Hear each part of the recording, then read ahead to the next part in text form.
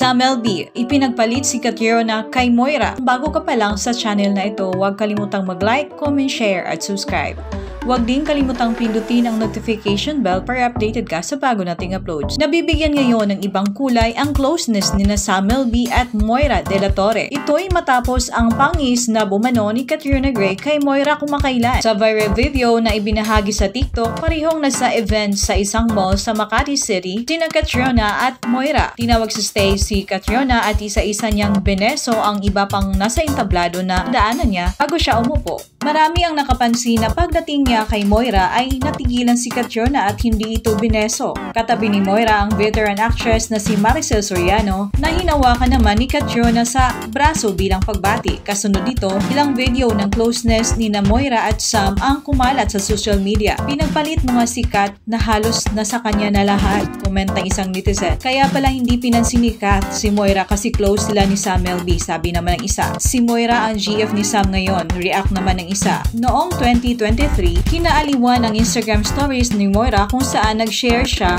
ng ilang litrato ni Sam na kuha niya. Sabi ni Moira sa kanyang IG, mahilig mag-random phone calls sa mga pinagmamalasakitan nito. Ibinahagi rin Moira ang larawan ng isa sa mga video call niya with Sam kung saan nakawaki face ang aktor. Natuto raw si Moira kung paano alagaan ang sarili niyang bahay dahil kay Sam at nabanggit din ang dahilan ng kanilang unang away. My kuya keeps a tidy home. The first time we fought was when I ate jolly spaghetti on his white couch. He cleans everything himself. He washes his own plates, does his own laundry, cooks his own meals, ani Moira. Inamin din ni Moira sa isang vlog ni Tony Gonzaga na nagsisimula pa lang siya bilang singer ay nakitira siya sa condo ni Sam. Samantala, noong kasagsagan ng hiwalayan ni Moira at ng mister na si Jason Hernandez, sinabi ni Sam na kuya siya ng una at very protective siya rito. As of this writing, wala pang reaction ang Miss Universe 2018 sa isyong pandididma umano kay Moira.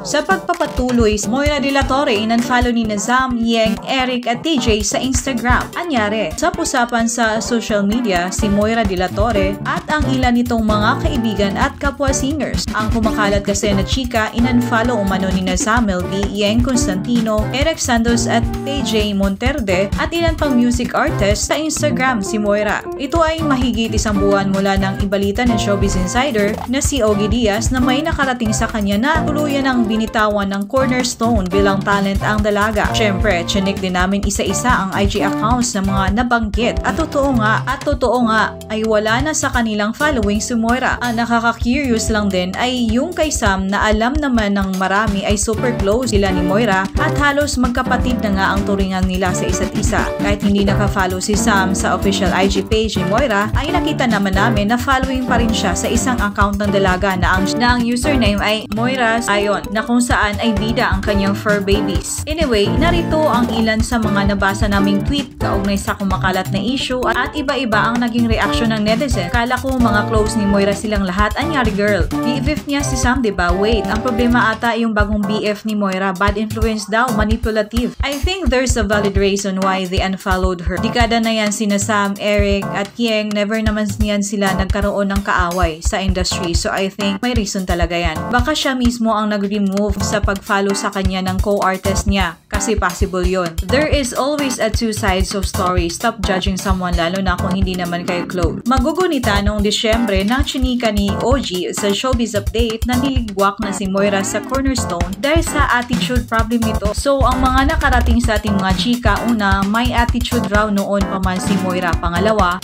nagdidemand raw si Moira sa management ng anong plano nyo sa akin? Ano bang magagawin ko pa? Lately, wala na tayong nababalitaan mga pinasikat pang awitin ni Moira, say ng Showbiz Insider. So yung pag-attitude raw ni Moira ay malaking factor para mag-decide raw ang cornerstone na siya ay bitawan na. Totoo ba yan? Tanong pa ni OG. Sa pagpapatuloy,